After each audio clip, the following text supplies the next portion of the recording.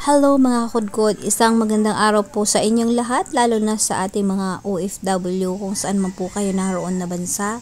Nawa kayo ay nasa maayos na kalagayan. Ito nga po, ngayong araw nga mga kakudkod ay nandito lang ako sa amin, dito sa lugar namin. Siyempre dito sa probinsya mga kudkod, napakasarap mamuhay ng simple at mapayapa. At ngayon nga mga kudkod ay umuulan, maghapon talaga makulimlim.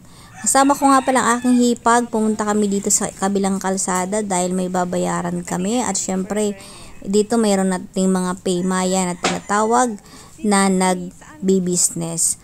At syempre, ito nga pala, dadaan tayo dito sa aking pinsan na may tindahan ng burgers, milk tea, siopaw, siomay, at kung ano-ano pa.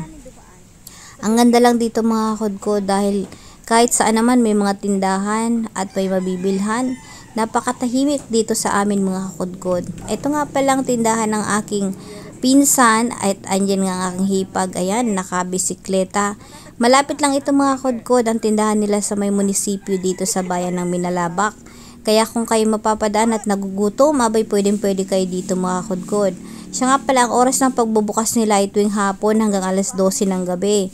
Sabi nga pala ng pinsan ko, kaya ito daw yung pinili nilang magbukas sa ganitong oras dahil nga naman sa umaga daw wala masyadong bumibili. So karamihan ay hapon at hanggang gabi. Siguro dahil nga naman yung iba ay galing sa trabaho at dumadaan dito para bumili. So ito nga mga kudkod, bibili nga kami dito ng aking hipag kasi sabi ko tara mag-burger muna tayo bago umuwi. At mag-take out na rin para sa aming mga kaberk sa bahay, mga kakudkod, ayan. So dito nga sabi ko, itignan natin dito. Abay, promote ko na rin to mga kudkod dahil nga naman syempre, kaberks natin to. Ayan, ang ganda lang dito kasi napaka-accessible sa mga dumadaan. Kahit kung kayo may sasakyan, ayan, pwede kayong dumaan dito at bumili. Dahil sa along the road lang ito mga kakudkod, marami silang ino-offer dito. At syempre, masarap yan kasi fresh talaga. At lutong-luto ang kanilang burger or ang patty. Nga pala, may customer dyan na talagang bumibili ng aking pagpunta. At yun nga, nagpaalam naman tayo. At yan nga mga kudkod ang kanilang mga display. So, hindi ko na napakita kung magkano yung mga prices. Murang-mura lang ito mga kakudkod. Kung kayo ay bibili dito, huwag kayong mag-alala. May mga buy one take one pa yan. O, diba? At meron pang iba. So, pag kayo ay dumaan dito mga kakudkod, huwag niyong kalilimutan dumaan dito sa aking pizza na burger, may burgeran.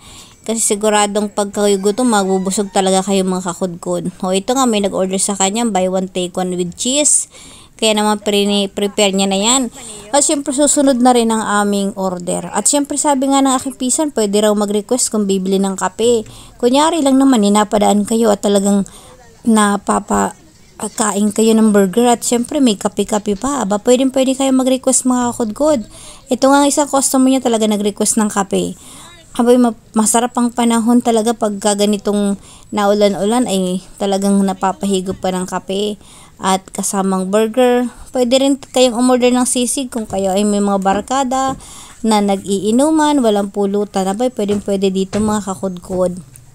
O ayan, huwag kayong mag-alala, itong aking pagpupromote ay walang bayad, talagang kusang loob ito dahil nga naman ay itong ating pinsan ay mabait at syempre napakagalang at syempre pag kayo bibili dito sa aking pinsan may kasamang ngiti pa yan o smile, diba? So ganoon talaga ang buhay. Kahit anong pagsubok, talagang kailangan nating ngumiti mga kudkod. God is good all the time, diba? Ang importante ay talaga yung tayo ay healthy at walang mga sakit-sakit. Simple lang ang buhay namin dito sa probinsya mga kudkod.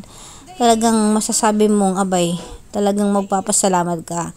Sa tuwing gigising ka at makikita mo yung kapaligiran, lalo na tahimik na lugar. That is a blessing, o diba?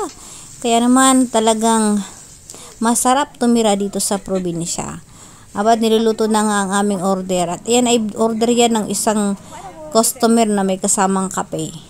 O diba? Saan ka pa?